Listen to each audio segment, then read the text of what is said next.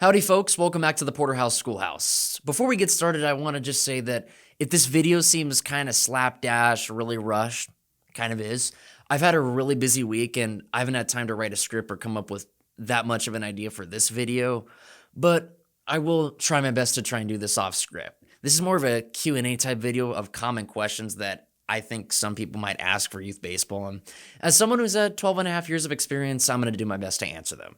All right then. I wrote down some stuff here on my phone, so let's go ahead and get started. At what age should you let your kid decide whether they want to keep playing or not? So it really depends. I kind of answered this question in my very first video. Unless you've played the game for a decent amount of time and absolutely hate it, or have a much larger interest in a different sport, or life's just gotten way too busy that you can't focus on baseball, keep going. But to elaborate on that, pay attention to the way that they act post-game, especially after a heartbreaking or embarrassing loss. If they just don't care, and if that's a recurring trend, it might be time to just let them handle it, where they'll presumably just pull the plug. Next question. Does the price tag of youth baseball bats matter? To an extent, yes. The really expensive ones that I've used in my career do work pretty darn well, but you can still get a serviceable bat that you really like in like middle of the road. Some of the really cheap ones for that are not made of wood, I would not go for. They're not the best, but even a middle of the road one that goes for $100 to $200 will do you just fine. In the latter half of my career, I used a 2017 Rawlings 5150 BB Core bat. The original price tag on that one was around $200, but even though it was middle of the road, I still loved it. But that's just my experience. So it does matter to some extent. For wood bats, and it really depends on what you're getting. Some of the cheaper ones can be just fine, but it also depends on what brand you're getting. So if you're thinking of brands that I would recommend, Louisville Slugger for sure. I've always had great experience with Louisville Slugger.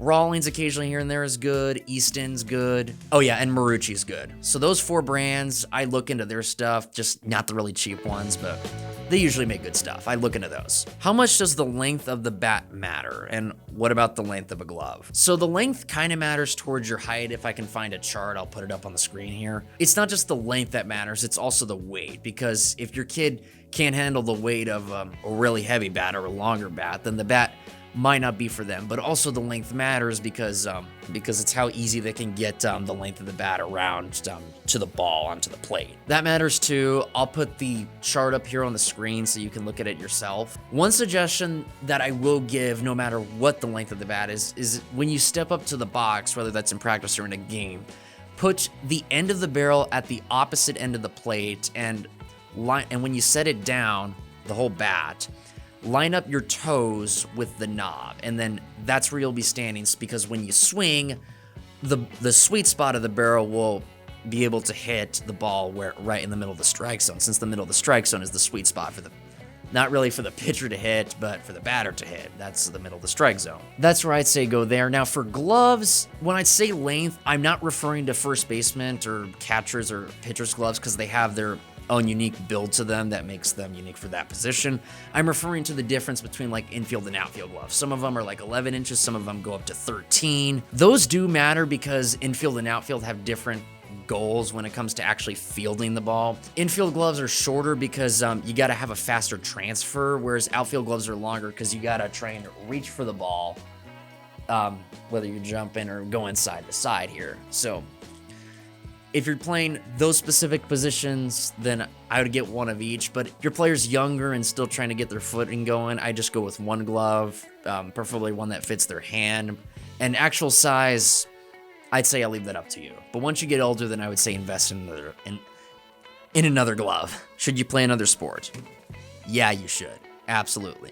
You'll learn another skill there, and you might become more athletic by doing that. Now, I can't say too much from my experience because I only played 2 other sports when I was younger, but only for like 2 or 3 seasons, and it was when I was really young and I didn't really care for them. Those were soccer and basketball, if you're curious. If you're trying to learn another skill in athletics, I would say yes, definitely, and if you're trying to go further in your athletic career, yes, play another sport.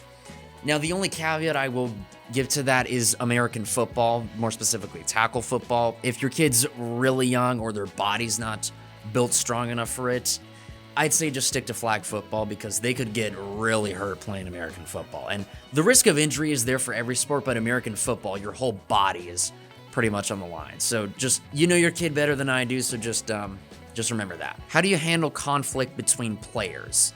First, talk to the coach. If you're the player, parent, talk to the coach. The coach should settle that with the other player or their parents, and hopefully you can talk it out there. Should my kid get lessons? If they're really young and still finding their footing, then I'd say no because they cost money to get lessons. But if they're a little older, they played for long enough, and they really want to get improvement in one aspect of the game, whether that's hitting or pitching, for example, I'd say yes. But I think you should know whoever's training your kid first, make sure they have solid enough experience. And if you can, watch like 2 to 4 of their lessons to make sure that they're actually learning something. I got lessons with one coach one time. It was a pitching lesson where he just let me and my brother throw balls, and that was it. No training on mechanics, no judging us based on how well we pitched, none of that. He just let us throw. You don't really learn much from doing that, do you? So just make sure you know who's training your kid, and you go from there. And finally, what's some other equipment that I would recommend you get besides the basics? So the basics, bat, glove, and helmet, really. Your coach can provide you with balls and the rest of the other that stuff. The main one that I'd recommend is batting gloves. I talked about this in my previous video, but yeah, batting gloves can do wonders for you. If you're a coach, a portable bat rack would help, especially if you're traveling a lot or going to certain fields that don't have the luxury of a bat rack. You can put that there. 1 to a few heavy balls, whether they're the soft ones or the hard ones that are hard like a baseball, I would recommend them because if you're warming up throwing with those and then you switch to the baseball, you can feel like you're throwing pretty hard. And I really liked doing that when I was younger, so recommend those. Just be cautious around them, just try not to hurt yourself. And finally, as someone who likes to slide head first, I would recommend you get some of these knee braces here because they protect your knees when you slide head first. And I've gotten a few scars without wearing them before, so when I put them on in the latter half, like the very end of my career, they help my knees pretty big time. Now, unless you've got like long enough sliding pants or your socks go all the way up there, then you don't have to worry about it. But if there's a gap there, you know what I mean? I would say you get them. They would help you a lot. And that's gonna conclude this video. If you like what you saw, drop a like, share this with your family, friends, and teammates. This would be the part where I say if you want to be early to next class, hit the red subscribe button and turn on notifications, which you should. But I will say next class for next week is kind of in the air still. I don't know if I'm going to do a class next week. I could be going on a hiatus for a few months. I don't know. My break's coming up, so we'll see. Other than that, do all that. If you've been on YouTube for long enough, please get off this device and go do something else. And with that, class is dismissed.